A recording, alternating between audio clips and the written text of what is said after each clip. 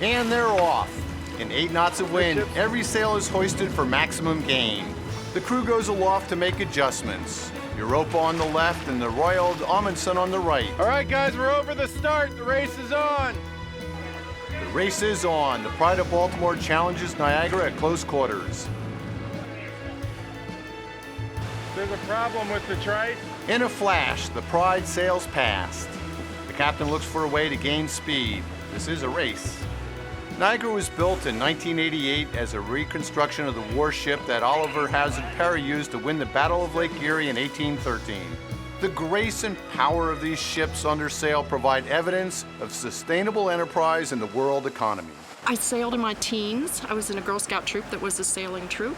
I learned to sail in college on 420s and FJs, raced them all over New England, and then took to tall ship sailing last fall. It's not bowing up. Actually, don't worry about it. Trim that sheet a little bit. As the wind changes, the sail plan must be adjusted. It's an ongoing process. We put up basically every sail we had this morning because the wind was favorable. And then the wind picked up, got too much, we doused them as quickly as possible. And now we're setting them up, taking them down, just testing to see if the rig, if it's suitable for the rig to put these sails up. So depending on how the wind changes, that'll change how we set sail. What a tight race. I remember my first time aloft, I laid out onto the lowest yard on the fort. I remember thinking to myself, I will never ever go higher than this because this is terrifying. I don't know why anyone does this. And now I always want to go as high as I can. I love climbing aloft. I really love going up, even just to reef a sail. I didn't have too many sailing opportunities because I'm of that age, but these young women have lots of sailing opportunities, and I'm glad to see that they're out taking advantage of it. Learning through experience is what makes this race so valuable. Navigation is part of the curriculum. And of course, there are 40 meals to prepare 3 times a day. Grape chicken salad with walnuts, fruit salad, and a regular salad. Sounds good. The off-watch spends time below sleeping. You know, sailing is an adventure, and it doesn't matter if you're sailing a dinghy, if you're sailing a J-boat, if you're sailing a big square rigger like this. Steering a straight course is important. Cleanliness is also important. I love the smell. I love you have to be so in the here and now. When you sail a tall ship, you can't be thinking about what's coming tomorrow or what happened yesterday. As the sun begins to set, Niagara leads Pride of Baltimore by half a mile. When it comes to terms just who's first and who's second, it's us and Pride neck and neck. The wind builds and Pride catches up. Right now, we still have Pride in sight, Pride of Baltimore II, right here. And that's just abaft our starboard beam, so we're definitely ahead of them in terms of distance traveled, but they're well to windward of us. So if the wind changes like it's supposed to, they'll be well off to that side and can turn down right towards the finish. If the wind stays the way it is now, we're in a pretty good spot. The crew gets into an efficient groove. Nice. On the forward hired, all the way handsomely. Week number 1, oh God, what did I get myself into? Why am I doing this? The work is so hard, the rig is so confusing. By the end of week 2, they're saying to themselves, oh, now this is starting to make sense. I know what rise, tacks, and sheets mean. But by week 3, they know the evolutions of tacking. What command is going to come next? If you give it maybe 2-3 weeks, you'll be surprised at how quickly you can catch on to all this stuff. There's a system. Once you know the system, you're all good. The ship is a tool.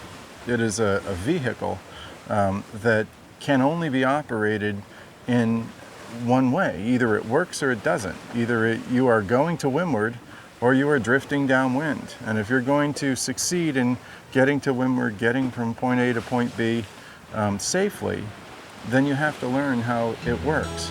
The mission of Niagara is to interpret the War of 1812 and to promote the Commonwealth of Pennsylvania. I guess technically we're in the lead. We're doing about a knot faster than Pride of Baltimore right now. Good news is we're going fast. The key is, when is the wind gonna come all the way around out of the southwest? Right now it's still, well, it's sort of west-southwest right now. race continues. Niagara is 198 feet in length. She's built completely of wood. She was designed by Melbourne Smith and built in Erie, Pennsylvania. At sunset, the colors come down. The night watch prepares for an evening under the stars. The first night sleeping in a hammock, nobody ever gets any sleep. It's so foreign. Sailing at night is different. Your senses are dull, and of course, it's difficult to see. Careful navigation and a sharp lookout are a high priority. Once again, good teamwork is essential.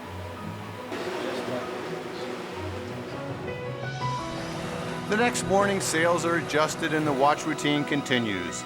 A ship at sea has been described as a microcosm of the planet. Sail training grows from the belief that the sea can challenge a person like no other environment on Earth. The riggers aboard a tall ship are physically, emotionally, and intellectually demanding. It requires people to be their hardiest and their strongest and their most innovative and most intelligent and alert. I feel like I came on the Brig Niagara just to test myself to see could I cut it working this hard, and so far I've found that I really love it. ASTA was founded in 1973 to enrich youth education through experiences aboard tall ships. I tell my coworkers back in Morgantown that no matter what you pick up, you can bet it's going to be 20 pounds or more. You get used to it. Niagara nears the finish line. The question is, how are the other boats faring? The boats spread out throughout the night. Let's see, 3 vessels have finished so far. The Pride of Baltimore II, followed by the Friends Goodwill, followed by the Lynx. And so now the next 2 vessels closest to the line would be us and Europa. Let's face it, anytime 2 boats are in sight of each other, you're going to have a race. Our finish line is straight up to windward here, just a few miles. And Europa right now has a bit of an advantage in that she's further to windward than we are. Maneuvering a tall ship requires all hands to work in unison. Hey, the race is on, let's go. Prepare to come about. Ready about. Put down the helm. Anchor the weather. Anchor the weather. Set right up.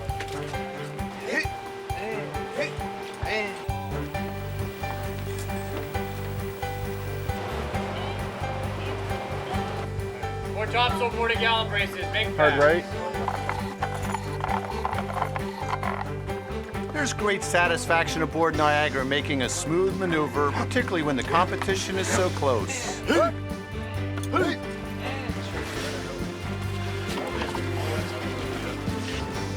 After 170 miles, it's amazing that Niagara and Europa are so close. Seeing the other boat keeps everyone hustling. A lot easier when you have all hands. You know, it's supposed to have 150 people. So sailing with 40, that's a start. The bark Europa was built for the city of Hamburg in 1911. She's 185 feet long and was refitted in 1994.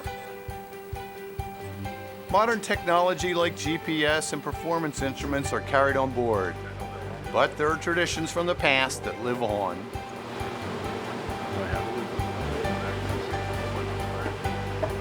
The royals, I can see the royal from here.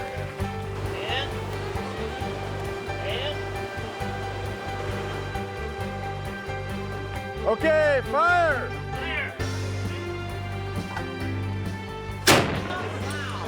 Well, they know we're here now. Finish time, 11:43, 6 seconds. 11:43, 6 seconds. All right, guys, the race is over. We just crossed the finish line. On corrected time, Niagara is first in their division. Everybody here has an awesome attitude and they're ready to work, and doing stuff like setting royals is fun, and that's great, but it's only fun if there's someone else up there who wants to do it and who has that really enthusiastic attitude. You've got people coming on and going off, and people coming from all over the country, but everyone just works really hard and works together, and then when you've got a little bit of time to lay around and do what you want, people hang out and they'll play cards or they'll play guitar, or just sit and talk. And I really like the community that can be built here. It gives you a stronger connection with the ship that you've helped to create and the crew that you're a part of and the captain that you sail for. I don't know, it's just so cool. Like, we sail the ship the same as they did about 200 years ago. Like, how awesome is that to have as a job?